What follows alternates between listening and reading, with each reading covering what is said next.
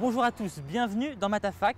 Ravi de vous retrouver pour une nouvelle saison d'information consacrée à la vie étudiante. Chaque mois jusqu'en mai, vous découvrirez l'actualité qui vous concerne, de votre campus aux soirées étudiantes, sans oublier vos meilleures initiatives. Pour ce premier numéro consacré à la santé chez les étudiants, nous nous sommes installés ici, à la faculté de médecine, qui fête cette année ses 50 ans. Au sommaire, quel accès aux soins pour les étudiants? L'équipe de Matafac s'est posé la question. Les jeunes ont tendance à déserter les cabinets médicaux. C'est notre dossier. Une journée avec, notre nouvelle rubrique, découvrir une filière à travers le regard d'un étudiant. Nous avons suivi Alexandre, étudiant en 3e année de médecine. Et puis comment se faire beau ou belle à moindre prix, nous vous donnerons quelques astuces en fin d'émission.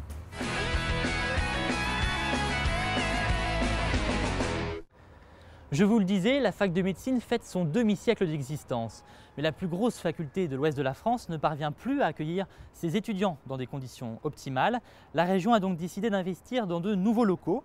Les détails avec Lou Cricorian et Marion Banchet. Des amphis pleins à craquer, des promotions divisées en deux, des cours par vidéoconférence.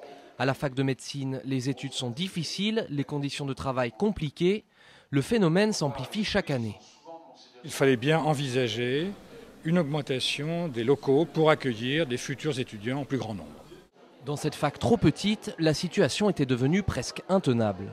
Souvent il y a des problèmes de locaux, par exemple il y a les 3e années qui se retrouvent à faire des cours en pharma, des gens qui se retrouvent à faire des cours dans les facs de lettres. Et c'est ingérable pour nous, être à l'hôpital, changer de site tout le temps, c'est juste pas possible, quoi.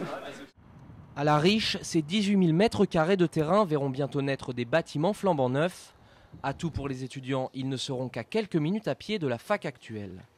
Le conseil régional a investi plus de 10 millions d'euros dans ce projet. Objectif, attirer de nouveaux étudiants et convaincre les plus anciens de ne pas quitter la région. Il faut donner à tous les étudiants la volonté, après leurs études, de rester en région, de s'installer en région, sur tout le territoire régional. En 10 ans, le nombre d'étudiants reçus en 2e année a triplé, passant de 80 à 233. Avec l'extension en 2014, la faculté Tourangelle pourra pleinement assumer sa renommée.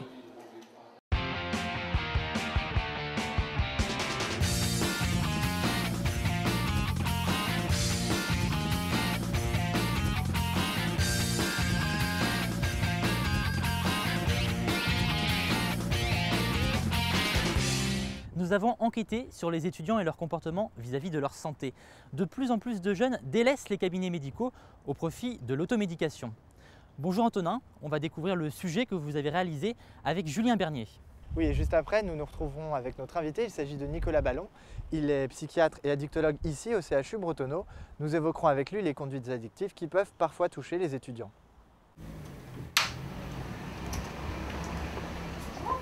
Bonjour. Alors, je tousse. Oui, une toux sèche ou une toux grasse?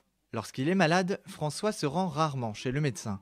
Pour lui, comme pour près de 46% des étudiants français, l'automédication est un réflexe. Plutôt que de prendre rendez-vous et de consulter, il préfère se rendre directement chez sa pharmacienne, qui ne s'étonne plus de ce type de comportement. L'automédication est habituelle, en plus voilà, tout ce qui est sirop, pastilles, maux de gorge, c'est plus remboursé par la sécurité sociale, donc c'est plus rapide. Limite, ça revient presque moins cher de venir directement que de passer voir le médecin. Je vous remercie. Merci à vous. Bonne journée. Et à vous aussi. Merci. Au revoir. Merci. À Tours, plus de 60% des étudiants de l'université achètent ainsi leurs médicaments sans ordonnance, essentiellement pour soigner les petites pathologies. Alors, la boîte à pharmacie, voilà. Alors, ça c'est la boîte avec tous les petits trucs pour les petits bobos, les maladies qui sont pas très graves. Donc, voilà, il y a de la biafine pour quand on se brûle avec le fer à repasser. Ou, ça c'est des pastilles pour la gorge, voilà. Et puis voilà, des trucs pour le nez bouché, tout ce qui est pour les petits bobos, les trucs pas très graves qui nécessitent pas forcément d'aller chez le médecin, quoi. Je suis pas spécialement anti-médecin, c'est juste que j'ai pas le temps d'y aller si c'est pas grave. Attendre que le mal empire, voilà ce qui semble pousser les étudiants à consulter. Et si jouer à l'apprenti médecin lorsque l'on a un rhume passe encore, il faut quand même rester prudent. L'automédication se justifie quand c'est un symptôme léger, par exemple un petit rhume, un petit peu de fièvre, j'ai mal à la gorge, un bouton de fièvre. L'automédication peut se justifier d'une manière ponctuelle. Donc en respectant les posologies, en respectant l'indication du médicament, l'aspirine peut provoquer des problèmes d'estomac. Les laxatifs, ça peut être irritant au long cours. Voilà quelques exemples d'automédication qui ont parfois des effets contraires à ce qu'on recherche. Et parce que leur budget est souvent limité, 15% des étudiants ont renoncé à se soigner en 2010. Pour éviter cela, le service universitaire de médecine préventive permet aux étudiants de consulter gratuitement un spécialiste. Examens de gynécologie, certificats médicaux, vaccinations et tests de dépistage sont ainsi proposés. L'étage, s'il vous plaît, mademoiselle, dans la salle d'attente au fond à droite. D'accord, merci. Au revoir. C'est également auprès du service que les étudiants peuvent faire des démarches pour obtenir une aide financière de 100 € afin de souscrire à une complémentaire santé. Peuvent y prétendre les étudiants de l'Université de Tours, domiciliés en Indre-et-Loire, qui ne bénéficient pas déjà d'une aide de la région ou de la couverture maladie universelle, et les boursiers de l'échelon 0 à l'échelon 3. Car s'il est obligatoire de souscrire à une mutuelle étudiante, ce n'est pas le cas pour la complémentaire santé. 6% des étudiants tourangeaux y ont renoncé, principalement faute d'argent, une option risquée. C'est financièrement un coût important, la santé, et c'est, quand on n'a pas de complémentaire santé notamment, très mal remboursé, que ce soit je sais pas moi, des lunettes, aller voir un dentiste, etc. La complémentaire santé, c'est nécessaire pour tout le monde, puisque même si on peut penser que les étudiants sont moins fragiles en termes de santé, etc., mine de rien, c'est nécessaire tout au long de la vie, puisqu'on peut toujours avoir un coup dur, et puis ça permet d'être surtout remboursé quasiment à 100%. Alors qu'elle influence directement leurs études, la santé reste pourtant souvent négligée par les étudiants. Nicolas Ballon, bonjour. Bonjour. Vous êtes psychiatre et addictologue ici au CHU Bretonneau. Ensemble, nous allons évoquer un problème qui peut concerner les étudiants. Il s'agit des conduites addictives, l'alcool et les drogues notamment. Alors, connaît-on le nombre d'étudiants touchés par ces conduites à risque? Ce qu'on sait, c'est par rapport à la consommation de cannabis, des enquêtes ont montré des chiffres assez réguliers, autour de plus de 50% des jeunes de 17 ans et plus qui ont déjà consommé du cannabis. Pour ce qui est de l'alcool, ça dépend un peu du mode de comportement. Et on sait qu'il y a à peu près 15% de la population étudiante qui a des ivresses régulières. Ce n'est pas qu'ils consomment davantage d'alcool, finalement en termes de quantité de litres d'alcool absorbés, la consommation a plutôt baissé en France, mais c'est sur le mode de consommation. C'est des consommations qui amènent à des ivresses beaucoup plus aiguës et à plus de troubles du comportement. Comme si la nouvelle génération cherchait plus à se défoncer à travers ce type de conduite, plutôt que des alcoolisations régulières et chroniques. Alors, à partir de quel stade peut-on réellement parler d'addiction? Alors, l'addiction, c'est un phénomène assez complexe, mais il y a un élément qui est un élément central, c'est la perte de contrôle. La personne va se mettre à consommer plus ou plus souvent qu'elle n'avait prévu de le faire.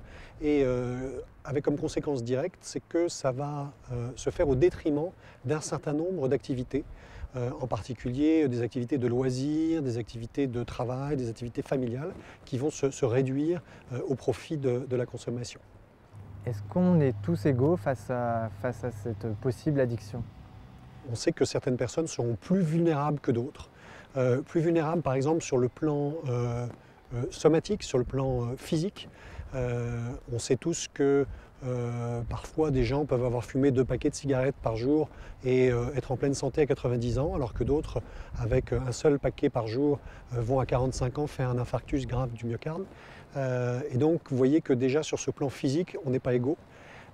Sur le plan psychologique aussi, il y a des facteurs de vulnérabilité. Il y a des gens qui sont plus anxieux, plus sujets à faire des dépressions et qui donc seront plus vulnérables à développer une consommation à risque et éventuellement une dépendance. Et puis sur le plan social, professionnel, eh bien, la qualité de l'insertion du réseau va compter et on est plus fragile quand on est dans des situations socio-professionnelles plus précaires.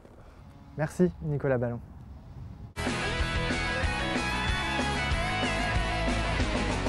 De plus en plus d'universités et de grandes écoles prennent au sérieux le problème du stress chez les étudiants.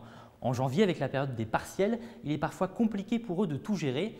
Mais heureusement, l'Université de Tours a pensé à eux et elle a organisé en décembre dernier sa première soirée bien-être, un reportage tourné avec Manuel Abinet. À la fac de droit des Deux Lyon, à quelques minutes du partiel d'histoire, le stress est à son comble. Mais j'ai pas le temps, je suis en train de réviser là. Tu révises pas là, tu es en train de stresser. Quand tu stresses, t'apprends pas. Comme cette jeune fille, selon une enquête CSA, plus d'un tiers des étudiants disent mal gérer leur stress. Les filières les plus touchées, le droit, les sciences politiques et le social. Si tous les étudiants sont concernés par le stress, chacun le vit différemment. Quand tu arrives devant l'amphi, le prof commence à faire l'appel et puis tu te demandes sur quoi tu vas tomber. Et puis du coup, sans savoir trop pourquoi, tu te dis que en fait tu sais plus rien, tu as tout oublié. Je travaille tard, donc je dors peu. Puis je me réveille le matin pour être sûre d'avoir le temps de le faire. Face à un réel besoin des étudiants, la médecine préventive organise des séances de shiatsu, une méthode de détente japonaise. Tous les mardis, Marie-Ange Garrigue reçoit chaque étudiant pendant 45 minutes. Chez ces jeunes patients, plusieurs causes sont à l'origine des tensions.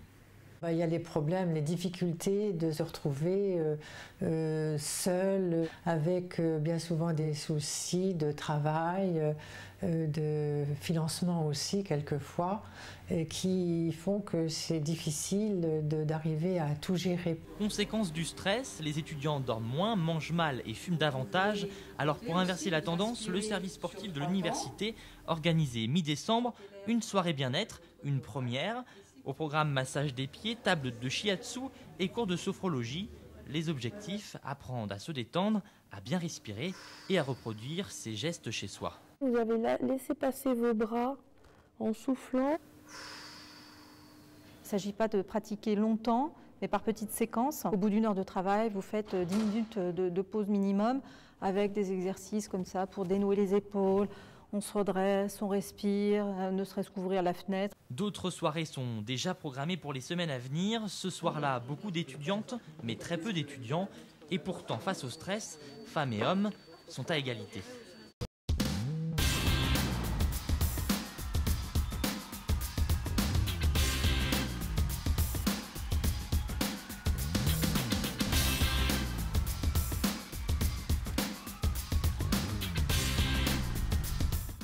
« 3,4%. D'après une étude CSA de 2011, c'est le pourcentage d'étudiantes qui auraient eu recours à l'IVG, l'interruption volontaire de grossesse. Un chiffre qui pourrait baisser. Bien souvent, les étudiantes ne trouvent pas le moyen de contraception qui leur convient. Si la pilule reste majoritairement utilisée, c'est au détriment de contraceptifs mieux adaptés. On voit cela avec Mathilde Espinasse et Marie Vivin. La pilule, le moyen de contraception le plus utilisé chez les étudiantes. Pourtant, il impose de nombreuses contraintes. Chez les jeunes filles, les oublis sont fréquents et peuvent amener à recourir à la contraception d'urgence. C'est ce qui est arrivé à Joséphine. Donc c'était mes premières vacances sans les parents. Voilà, on est parti une semaine et puis un soir on a fait une nuit blanche. J'ai pas dormi et le lendemain midi, j'ai eu un flash en me disant eh merde, j'ai pas pris ma pilule. Du coup, comment je fais? Sur le coup, j'étais gênée, je me suis dit qu'est-ce qu'elle va penser, la pharmacienne? Je me suis sentie obligée de me justifier, de dire voilà, j'ai oublié de prendre la pilule contraceptive, est-ce que je pourrais avoir la pilule du lendemain? Les étudiantes sont nombreuses dans son cas, puisque selon un rapport du CSA, 35% ont déjà eu recours à cette contraception d'urgence. Pour le planning familial, cela est dû en partie à un manque d'informations. Généralement, une jeune fille de 14-15 ans, quand elle va chez son médecin ou qu'elle demande un moyen de contraception, on va lui prescrire quasiment automatiquement la pilule, sans lui présenter les autres moyens de contraception qui existent. Et c'est dommage parce qu'il y en a certains qui lui seraient certainement plus adaptés. L'implant, le stérilet, souffre d'idées reçues. Ils sont pourtant tout à fait adaptés aux étudiantes. Après avoir essayé l'implant, Clarisse a depuis plus d'1 an un stérilet en cuivre. Aujourd'hui, on peut vivre une sexualité épanouie et, dans un second temps, décider d'avoir un enfant. Et j'estimais qu'il était plus responsable de ma part de ne pas jouer avec le sort et de me dire si j'oublie ma pilule, c'est pas grave. J'ai préféré choisir donc une méthode de longue durée, mais sans hormones. Une bonne contraception, c'est donc celle que l'on choisit, et c'est aussi une responsabilité à partager. Un coup de cœur, un coup de gueule ou tout simplement une déclaration d'amour, Matafac vous donne la parole et c'est tout de suite.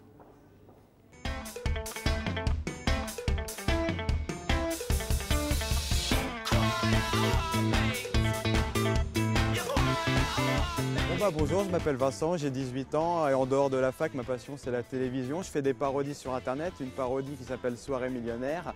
Vous pouvez le trouver facilement sur Google. Nous avons un petit message à faire passer à l'UNEF. Lorsque vous faites des assemblées générales, faites en sorte qu'elles soient générales. Vive la République. Vive la France.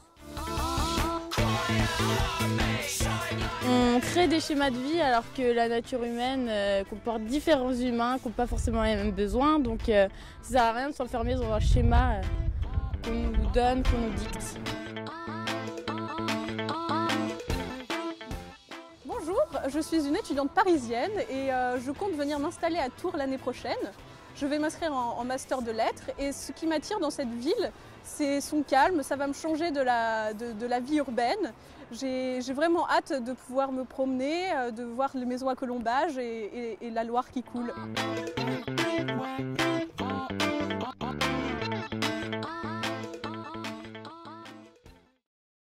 Vous cherchez peut-être encore votre orientation. Eh bien, avec notre nouvelle rubrique, vous allez découvrir les filières proposées à Tours. Marie Vivin a passé une journée avec Alexandre Thomasso. À 19 ans, il est étudiant en 3e année de médecine. Et vous allez le voir, entre cours magistraux et travaux pratiques, ces journées sont bien chargées. Lycéen, il ne voulait pas faire beaucoup d'études. Pourtant, aujourd'hui, Alexandre est en 3e année de médecine. À 8 h, sa journée commence. On va en cours d'oncologie. L'oncologie, soit l'étude des maladies cancéreuses. Dans l'amphithéâtre, seulement 30 étudiants de la promotion sont présents. Les 200 autres ne dorment pas, ils profitent de ce temps pour réviser en vue des partiels. Il y a un système qui est mis en place, ça s'appelle les Ronéos. Et donc en fait, deux personnes sont désignées à chaque fois pour prendre le cours pour toute la promo. L'ambiance est aujourd'hui conviviale, bien différente de celle qui régnait durant la première année. Une année de concours. À Tours, 1500 étudiants sont inscrits, 230 sont retenus. Je suis rentré un peu là comme une fleur et en fait ça m'a vraiment plu dès la première année. Donc je me suis mis à bosser à fond. C'est vraiment la compétition, donc c'est chacun pour soi. Une fois que le concours est passé, tout de suite la pression se relâche. Il n'y a plus cet esprit de compétition dans la promotion. Après le cours magistral, direction la salle de révision. Chaque jour, Alexandre bachote ses cours pendant près de 6 heures. Génétique, pharmacologie, microbiologie ou encore parasitologie.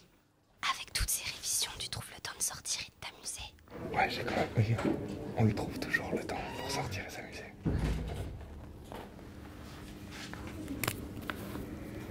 Six heures plus tard, Alexandre et ses camarades se rendent à l'hôpital Trousseau pour un exercice pratique.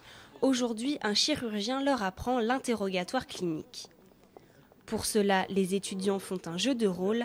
L'un d'eux joue le patient malade. Vous venez pourquoi vous avez une douleur? Je viens parce que j'ai une difficulté pour avaler. Ça permet de prendre confiance en soi et puis d'être sûr de soi quand on va voir des patients, d'être à l'aise, d'être à l'écoute. C'est ça ce qui est intéressant aussi dans ce métier-là. Je pense que c'est le plus beau métier du monde. Dès l'an prochain, Alexandre commence l'externat et aura donc le plaisir d'exercer ce métier tous les jours. 3 ans de dur labeur l'attendent encore avant l'examen national classant, dont les résultats détermineront sa spécialité et son avenir.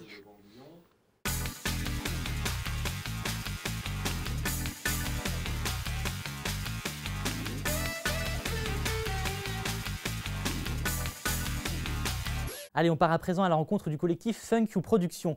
Ils sont jeunes, motivés et passionnés et ils viennent de se lancer dans l'aventure de la web-série. Et le succès est au rendez-vous. Le premier épisode a déjà été visionné 125 000 fois sur Internet. La suite arrive, Mathilde Espinas, Manuel Abinet. Action. Ça tourne pour les acteurs amateurs de Funk You Productions. Le collectif, qui rassemble une vingtaine de jeunes tourangeaux, produit depuis quelques mois une mini-série diffusée sur le net. À l'origine de ce projet audacieux, une rencontre entre 2 passionnés de vidéo en avril dernier. Coupé. Ok, bien, c'est là. Bon, Wadir et moi, on s'est rencontrés donc, sur un projet associatif.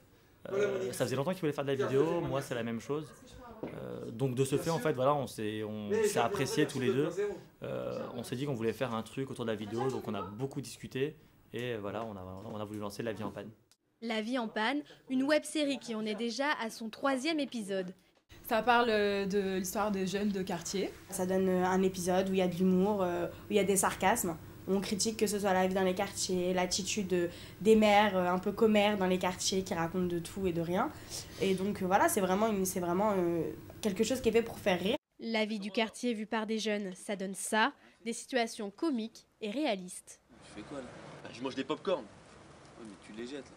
Je vais pas les manger quand même, réfléchis, Nachétan, c'est le ramadan. Pour en arriver là, les bénévoles du collectif travaillent beaucoup. Avant chaque tournage, l'équipe se retrouve pour répéter dans une ambiance détendue.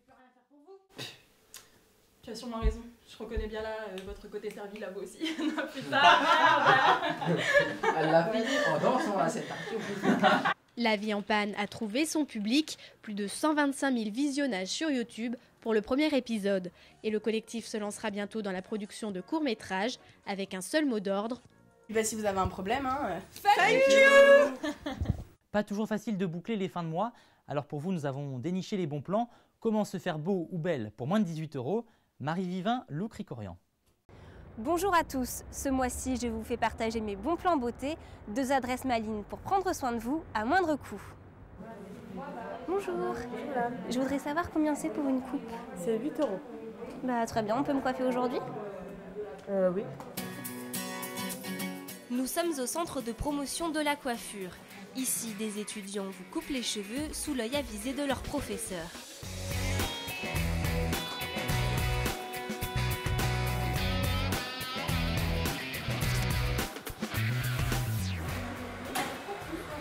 Ça me plaît. Très bien. Vous êtes une vraie pro. Merci.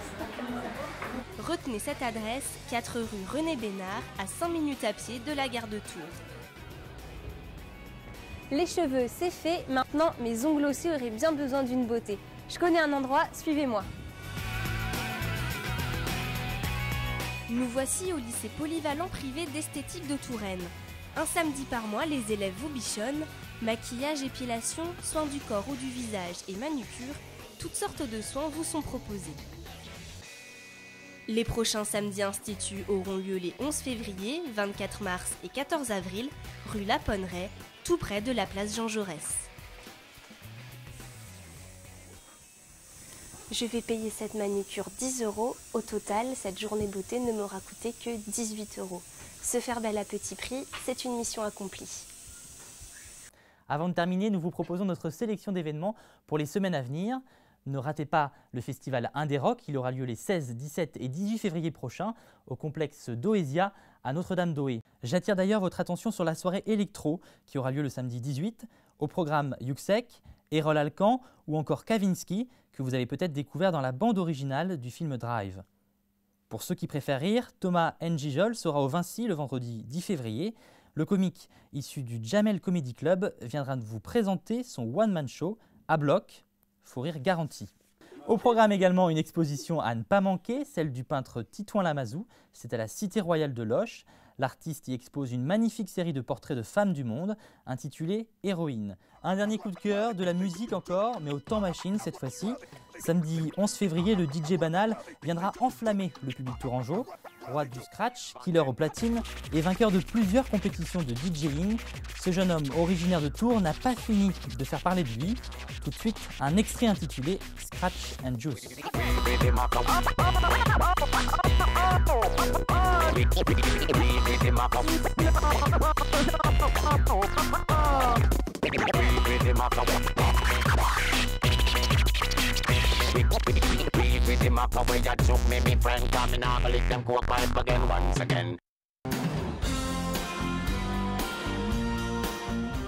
C'est la fin de ce premier numéro de Matafac. Vous pouvez voir ou revoir ce magazine sur le site internet www.tvtour.fr. Si vous avez une question ou que vous souhaitez nous faire partager un de vos projets, vous pouvez également nous contacter sur le groupe Matafac sur Facebook. Merci encore de nous avoir suivis et à très bientôt sur TV Tour.